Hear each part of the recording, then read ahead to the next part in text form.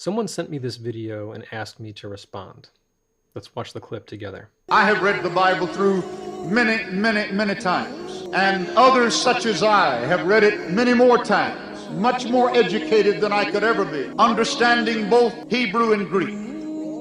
Mohammed is not mentioned in the Old Testament. With this countless number of reading, the man doesn't see it. How can that be? I said, you see, what has happened is this. First, that Muhammad is mentioned by name. In the original scriptures, the Old Testament, according to Christian authorities, was preserved in the Hebrew language, and the New Testament in Greek scriptures, Greek language. In the Old Testament, in the Song of Solomon, chapter 5, verse 16, in the Hebrew language, it reads, Hikko mamitakim vi kullo Muhammadim zahdudi vi zahra'i bainat Jerusalem. Song of Solomon, chapter 5, verse 16. The word Muhammadim is Muhammad, I am im. And so the claim here is that the Hebrew word Muhammadim is speaking of Muhammad. And so let's start with the Hebrew word itself, Muhammadim.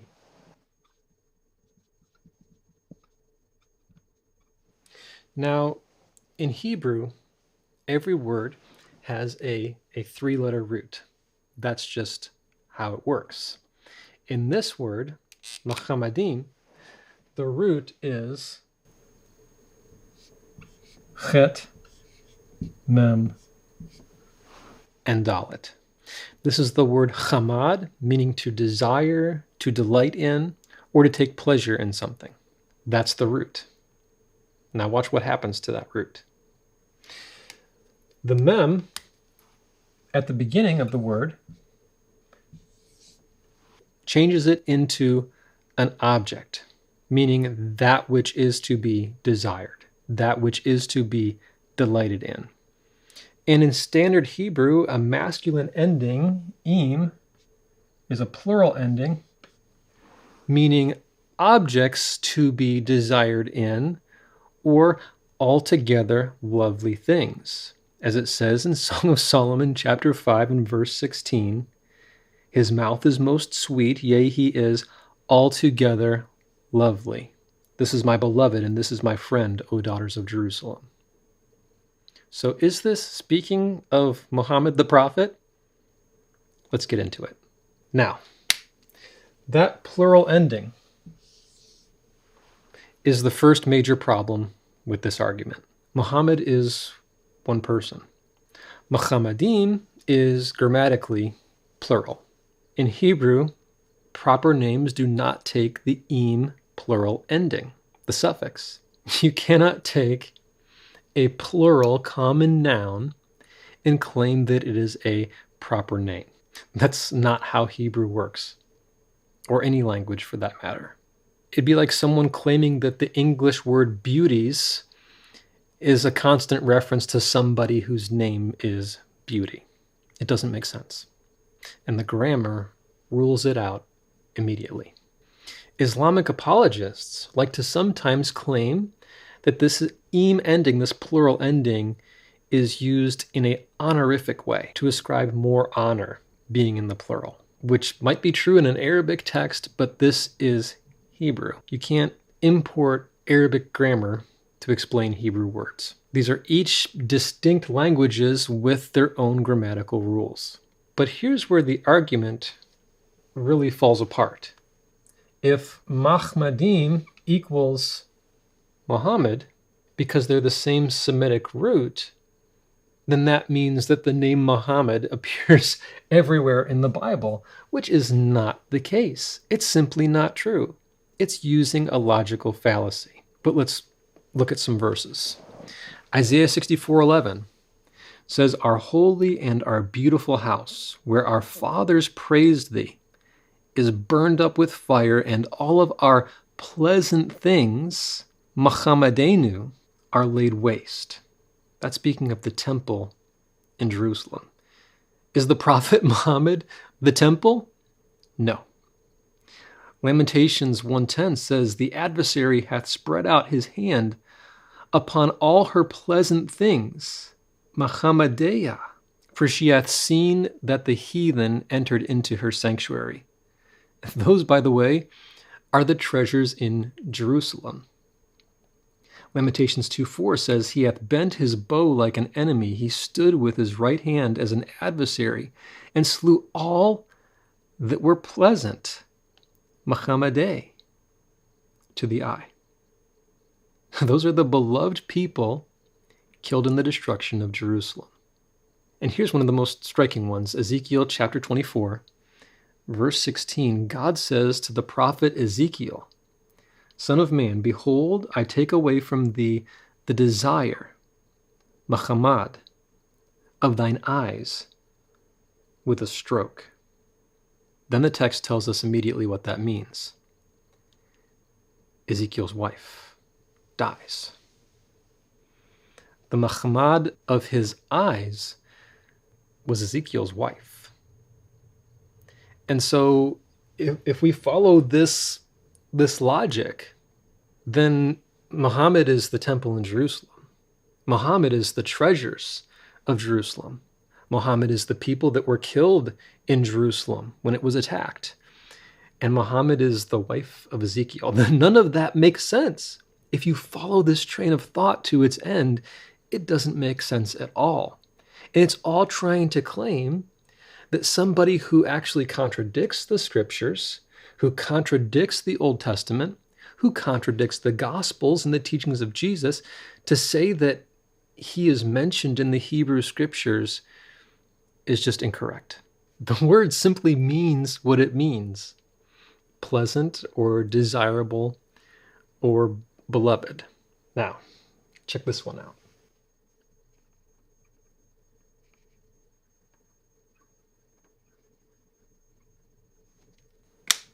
Okay, here we have the root behind my name, Daniel. This is the Hebrew root din, which is also used in the word Dan, meaning judge. And then we have its Arabic counterpart, din, meaning the same thing. Okay, so there's this Semitic root, this similarity, just like we find in Song of Solomon 5:16, with a word whose root matches the root in the name Muhammad. Okay, different words, same Semitic root. But follow this logic, okay? I want to show you one more thing using the Quran itself to show you how following this logic simply cannot be true. And so using this root, Genesis 30, verse 6 says, And Rachel said, God hath judged me. Danani. God hath judged me. And hath also heard my voice, and hath given me a son. Therefore she called his name Dan. Dan. Based on this same root meaning to judge. The name literally means God has judged, or God is my judge in the case of Daniel. Now, this exact same Semitic root appears in Arabic in the word din. This means debt or obligation, and by extension, judgment.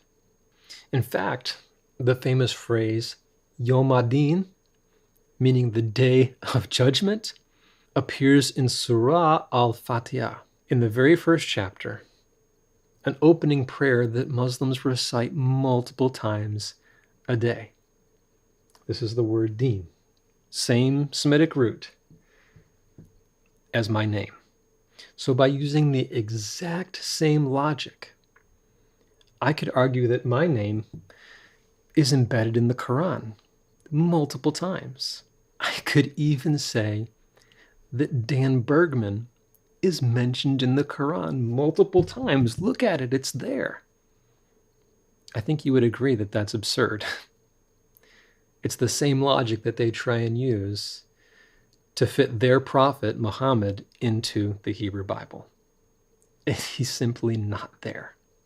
Obviously, the Quran is not prophetically claiming the existence of Dan Bergman every single time the word din is used. But that's precisely the point. Semitic roots do not encode proper names. A common noun derived from that root is not a reference to a specific person every single time that that word is used. The method proves too much. It shows too much. And when it proves too much, it proves nothing. It simply does not work. The argument falls apart and crumbles to the floor. Now let's look at the actual context of the Song of Solomon, chapter 5 and verse 16. It says, his mouth is most sweet. Hiko mamtakim. Yea, he is altogether lovely. Machamadim. This is my beloved. This is my friend, O daughters of Jerusalem. The bride is describing her beloved. And the word machamadim is used here as a predicate adjective. He is altogether lovely. It's the same grammatical function as saying he is wonderful. Predicate adjectives in Hebrew do not function as proper names. The grammar of the sentence itself tells you that it is a description, not an identification. And notice she's already told you who she's talking about. She says, this is my beloved. This is my friend. The machamadim is in the description. It's describing somebody, not identifying a person by that word. Finally, if that phrase was intended to reference the prophet Muhammad, then you'd find at least one translator, at least one scholar who understood it and translated it that way. The Septuagint, the Greek version of the Old Testament from the 3rd century BC, renders it as he is altogether desirable. The Latin Vulgate renders it as wholly desirable. The Aramaic Targums, same reading. Every Jewish translator, every ancient Christian translator, read this as a common noun, meaning desirable or lovely. The proper name reading has 0 manuscript support. It appears nowhere in 2,000 years of scholarship until it becomes an Islamic apologetic.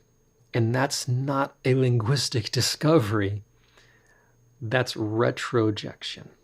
And I'm trying to be respectful here, but when we're dealing with the Hebrew text, we need to read it for what it says. Let it speak for itself.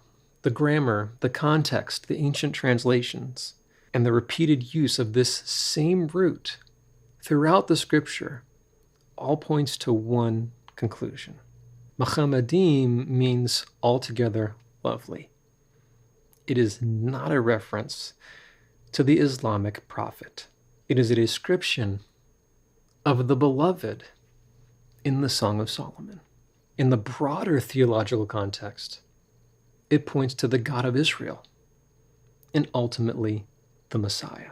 Now, if this raised questions for you about how to read the Hebrew Bible, I want you to watch this video right here.